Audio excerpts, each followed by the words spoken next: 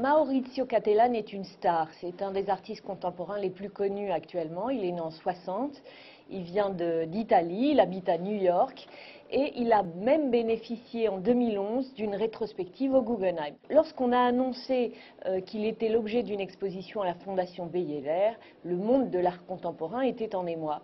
Résultat, flop.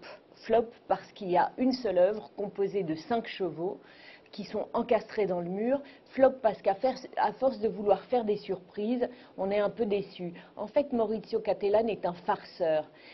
D'abord, il a été farceur avec le marché de l'art. Il est arrivé jusqu'à des sommes colossales, 6,2 millions d'euros il y a quelques années aux enchères.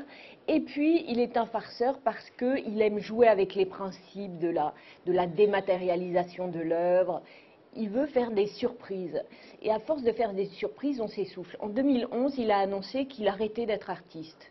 Mais on va le retrouver dès cette semaine au Palais de Tokyo, où il collabore avec une revue il est à l'origine d'une revue qui s'appelle Toilet Paper, au nom évocateur, dans lequel il sélectionne avec d'autres personnes des images frappantes qu'il assemble pour faire d'autres images frappantes, souvent sensibles, qui créent une certaine sensibilité. Une sélection d'images va être exposée sur les vitres du Palais de Tokyo dans l'avenue du président Wilson. On attend maintenant avec impatience quelle sera la prochaine farce de Maurizio Cattelan. Il n'empêche, il a fait des œuvres importantes.